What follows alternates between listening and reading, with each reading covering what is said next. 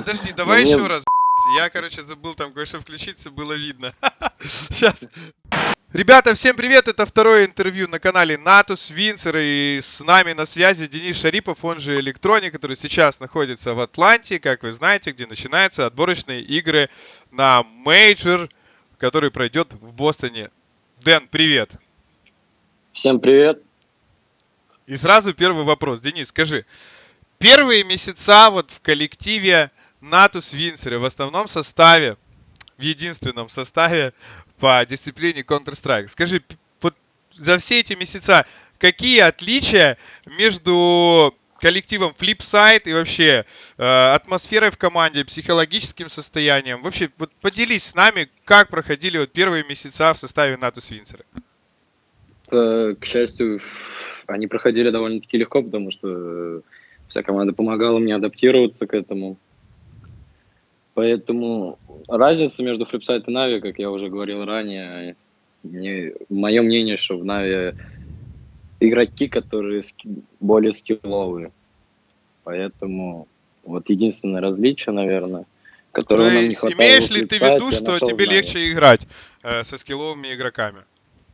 Да, конечно, это даже не обсуждается, потому что когда ты играешь со скилловыми ребятами, тебе намного проще начинает играться в плане, как и люди общаются хорошо очень, двигаются, понимают игру, и, соответственно, если 5 людей в одной команде хорошо понимают игру, каждый из них, то какая-то синергия присутствует, и можно прийти к общему знаменателю, что все будут одинаково видеть ее и побеждать ее.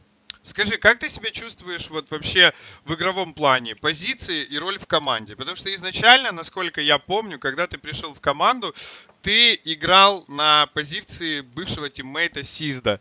Потом, если я не ошибаюсь, поправь меня, ты занял позицию Вани Эдварда на Б. Так было?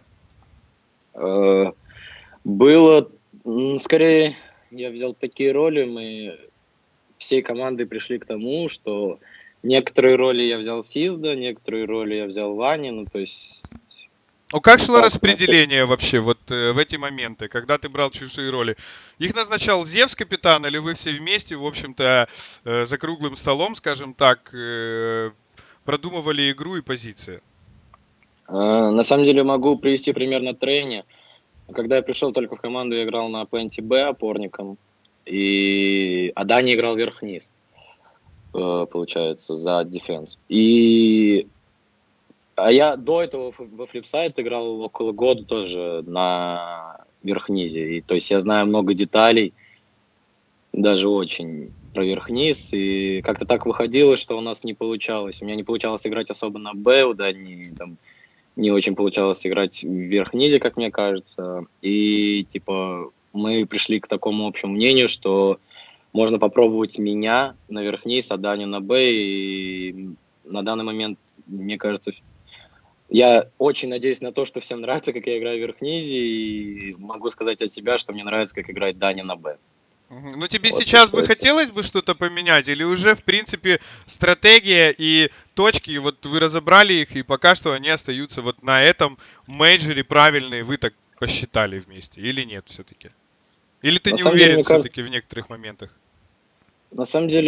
мне кажется, что на данный момент мы нашли какую-то золотую середину в плане позиций. Все за время буткемпов много тренировали свои позиции, на которых они играют, и поэтому будет глупо что-то менять даже, мне кажется, после мейджора, потому что у каждого игрока на своей точке хорошее понимание игры. Хорошо, за время, проведенное в Нави, назови, пожалуйста, вот самый сложный матч и самый легкий матч, который ты проводил, скажем так. Начнем вот с самого легкого. Ты помнишь его? Честно, для меня никаких матчей не бывает легких. Да ладно, какой-то же И был легенький, когда ты сказал, ребят, да они никакие вообще. не, Был.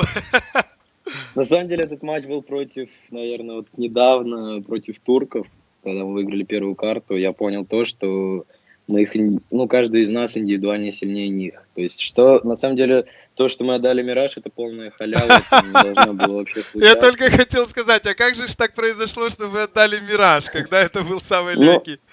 На самом деле просто проблема в том, что мы готовились к мажору, у нас есть какие-то заготовки, но мы не хотели раскрывать их. Во время м, игры со м, Space Soldiers, правильно? Да, да, Ну и мы да, я пытались понимаю. играть как-то просто по каким-то там заготовкам, пытаться комбинировать, и, к сожалению, у нас не получалось это делать, но все же, Скажи, а самый было что было. сложнейший матч вот за то время, которое ты состоишь в составе Натус Винсера? То таких, наверное, Таких нет много, вообще. да? Нет, таких нет. Ну, смотря что ты имеешь в виду сложный матч. Бывают матчи, когда у меня индивидуально не идет игра. И такой был матч не один, к сожалению. Мгм. Поэтому я бы не сказал даже, что это сложные матчи, просто это Но у тебя, когда лично вот мое невезение. лично по твоему мнению, как тебе кажется, не идет индивидуальная игра, да? Вот ты вот чувствуешь, что ты не попадаешь, не идет, не стреляешь, то есть там, ну вообще какие-то вот идут тут не гораздо.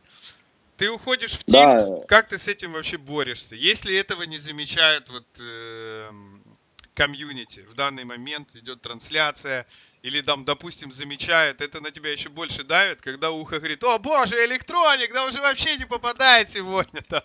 То есть, как тебе на вообще эти самом, моменты? Ты из них как-то выходишь, или ты остаешься вот до конца в в таком состоянии, в тильте, скажем так? на самом деле, знаешь, наверное, в больший тильт ты впадешь тогда, когда тебя переигрывает соперник по всем пунктам. То есть так в плане движений, да, там, так и в плане стрельбы. Но у меня бывает, мне кажется, одно из двух всегда это то, что я не могу перестрелять. Зы Я не могу перестрелять, но я понимаю, что я переиграл соперника, но просто я не убил его. Но очень очень редко бывает то, что я понимаю, что человек меня полностью переиграл. Вот честно, очень редко бывает. Опять-таки, не знаю почему, но мое мнение таково, что, типа, я не очень сильно, на самом деле, расстраиваюсь, если я не настреливаю тридцатку, да, если я там самый последний в табе, и мы проигрываем. Потому что я понимаю, что я все делал правильно, просто мне не хватило немножко удачи.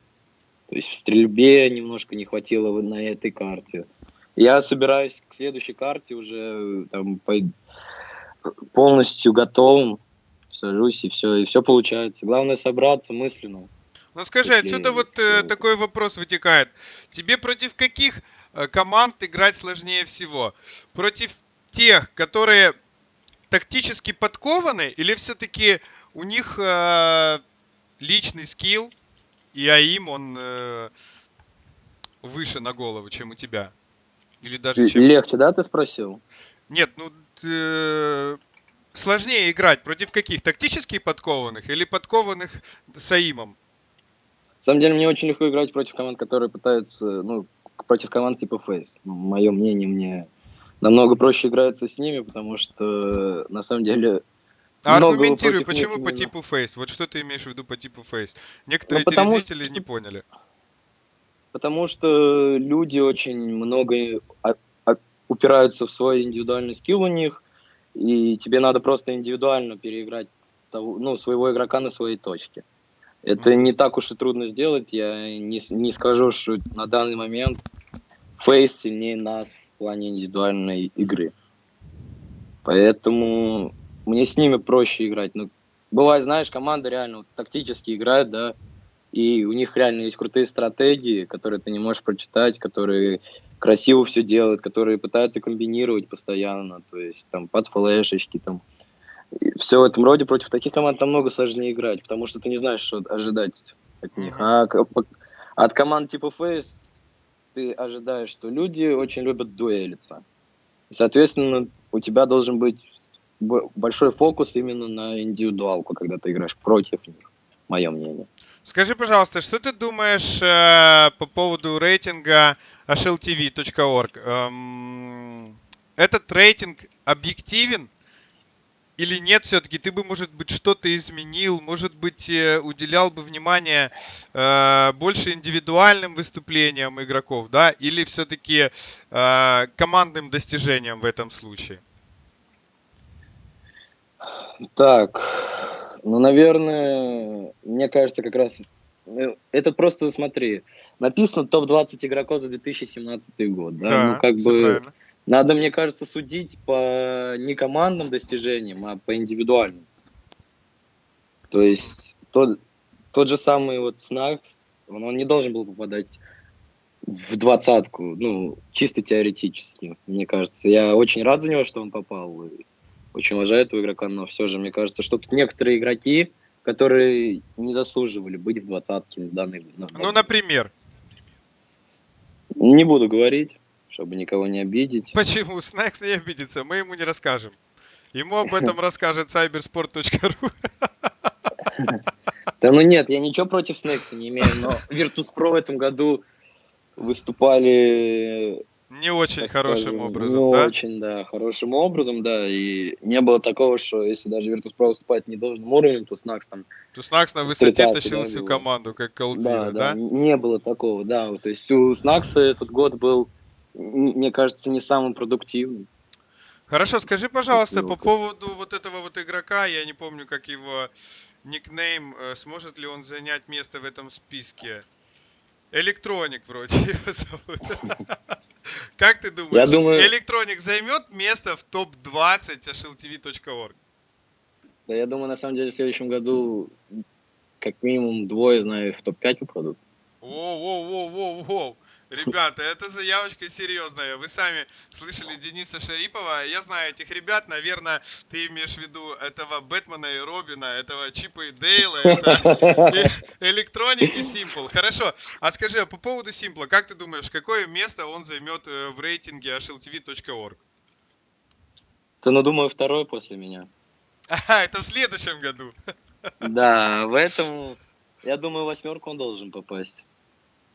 Понятно. Ну, посмотрим. Ребята, вы оставляйте комментарии, как вы думаете, если еще к этому времени Simple не попадет уже в этот рейтинг. Но я думаю, он не попадет. Мы постараемся выпустить интервью как можно быстрее. На турнире в Швеции вы показали ожесточенную борьбу и все-таки проиграли Гамбит, но заняли первое место. Вот это вот противостояние против Гамбита, оно вечное. Все СНГ вот приковано к экранам, когда играет Гамбит и Нави. Что ты думаешь про эти две команды? Кто все-таки сильней? Казахи или Очень НАТО хотелось, Свинцеры?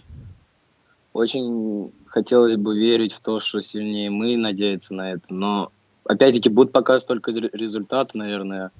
Ну хорошо, Мажор, если взять топ-1 СНГ, именно СНГ, казахи или НАТО Свинцеры? Вот вы взяли вот DreamHack, Гамбит выиграли у вас матч во время DreamHack. Как но ты мы выиграли считаешь? турнир, а не матч. Нет, я имею в виду казахи, Гамбит выиграли у вас Но матч. мне кажется, что мы сильнее. Мы очень серьезные ребята. На DreamHack вы выступили в групповом этапе не лучшим образом, но все-таки в плей-оффе мы увидели того электроника, которого все хотели видеть. Скажи вот честно, с чем это связано? Может, ты переживал, нервничал тогда, или все-таки есть какие-то свои вот забубоны, скажем так, которых мы не знаем? Ну, конечно, нервничал. Это был мой первый лан-турнир за команду. На меня очень большие надежды подает эта организация, это также и фанаты, как бы, и поэтому давление немножко присутствовало. Я боялся, так сказать, сыграть плохо, и поэтому у меня не всегда все получалось. Ну, в Я общем, нервничал, переживал, как все нормальные люди, которые попадают в новую команду, и ты уже это да. пофиксил, правильно? Скажи, после Да, турнира вы разъехались по домам ненадолгое время и снова собрались на буткемп. Во время буткемпа чему вы больше всего уделили времени? Тактикам, персональному скиллу, я не знаю, позициям? Вообще, какие карты готовили? Что за время этого буткемпа вы успели подготовить? И что бы ты еще, наверное, ошлифовал, по твоему мнению? да, на самом деле мы хорошо подготовились, даже трудно сказать, чтобы я отшлифовал до конца, если честно. Наверное, стратегии некоторые. Хорошо, Есть. расскажи тогда про карты. Какие мы карты играем? Да, какие карты вот вы Не, готовили? я не буду это говорить. А была проверочка, ребята. Видите, ни Зевс, ни Электроник не расскажет вам карты, которые они готовили, а я бы вам их не показал, мы бы это вырезали. Так, продолжим. Далее вы сыграли поединок против Space Soldiers, где ты провел не совсем удачную игру на Мираж. Особенно в атаке, Денис. Спрашивает Анатолий Кузьменко, город Свердловск. Это связано с той ролью, которую ты сейчас выполняешь в команде, или это была только проблема одной игры? Что именно пошло не так в той игре? Но это как раз-таки была проблема с той одной игры, когда, знаете, вы имеете 8 киллов, 8 ассистов, да, и там условно 8 смертей или 9 смертей, то ты начинаешь понимать, что у тебя что-то не строится стрельба, раз у тебя так много ассистов. Ты не можешь попасть в фудшот. И поэтому немножко, так скажем, тилт приходит. И поэтому начинается хуже игра. Ну, просто всякие разные мысли на тот момент были в голове во время матча. И, типа, хотел как лучше, получалось как хуже. Ну, я как сыграл вроде неплохо на Инферно, и потом на Трене собрался после того самого. Опять-таки, повторюсь, это все зависит от человека, умеет ли он собираться мысленно. Скажи, насколько ты уверен, что вы преодолеете квалификацию на мейджор? Я никогда не уверен на 100%, так что скажу 99,9. Скажи, а с какими командами вот хотелось бы встретиться и с какими не хотелось бы встретиться вот на этом первом этапе? И как тебе вообще швейцарская система? Не лучше было бы использовать что-то новенькое, я не знаю, или все-таки швейцарская система это ок? По мне, данная система, наверное, самая лучшая для такого турнира. Потому что, как бы, тебе дают шанс реабилитироваться, если у тебя не пошло начало турнира, скажем так. Вот. Меня перебили просто. Энви. Скажи, Энви, чтобы там потише были, потому что я 24-го прилечу, и им не поздоровится вообще. Скажи, ты уже напоминал, что в Нави для тебя вот работа с Мишей Кейном, вот тренером, это что-то новое, да? Вы провели с ним уже значительное время вместе. Вот что ты думаешь о Мише как о тренере? У него... Вот скажи, как ты считаешь, большая ли проблема, что Миша не умеет кидать гранаты? Вот наболевший вопрос у комьюнити. Или все-таки гранаты это не важно, и у Миши прекрасное вот понимание игры и тактики? На самом деле я Мише помогаю с гранатами, то есть я, скажем так, неплохо владею ими, знаю физику их, и мне довольно-таки легко найти гранату ту или иную. То есть посидеть лишние 5 минут в КС не повредит никому покидать гранаты. Миша просто отвечает за тактическую подготовку, он говорит индивидуальные ошибки каждого игрока и как ему это пофиксить. Это очень помогает каждому из нас, поэтому ни у кого нету жалоб вообще в команде на его работу. То есть все довольны, все рады, все готовы побеждать. Что еще может быть лучше? Скажи, если бы у тебя была возможность изменить одну вещь вот в мейджорах, что бы ты изменил? Есть такое что-то, что тебе вот не понравилось? Вот в прошлом мейджоре, я помню, в Кракове все жаловались на компьютеры, если я не ошибаюсь. Ну, в данный момент я могу пожаловаться только на стул, который у вас стоит, игровой. Это ты сейчас на таком же стуле сидишь? Да, вот. Ой, остальное все хорошо вроде бы. А покажи нам, пожалуйста, вот локацию, где вы сейчас находитесь. Это вот проходит тренировка здесь? Да, вот она. Вот здесь идет. Вот Ваня Эдвард. Ваня, привет! Ване передали приветик. Вот. Такая у вас маленькая комнатка, да, интересная? Да, вот за этой шторкой Энви сидят, как я понял. Вот за это. Энви, две кандочки.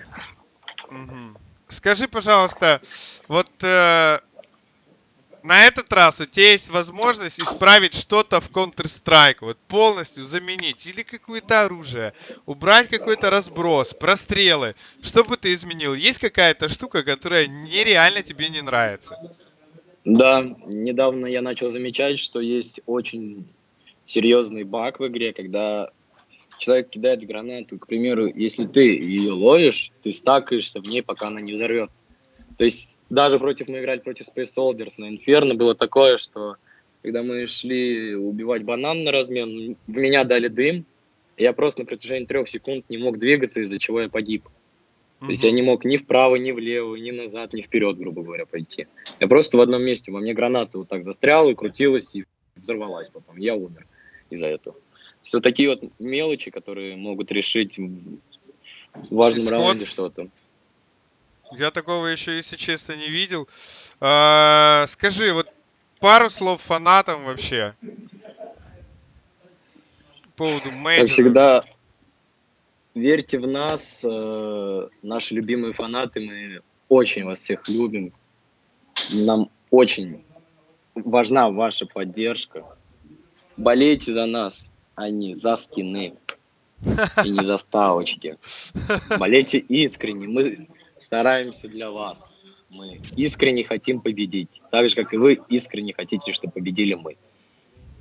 Так давайте соединим наши силы и победим вместе. Ребята, спасибо всем, мы соединим наши сердца. С вами был Денис Шарипов, Алексей Косолев. Оставайтесь с нами, скоро мы увидимся в Бостоне. Уже совсем скоро и сделаем крутые влоги.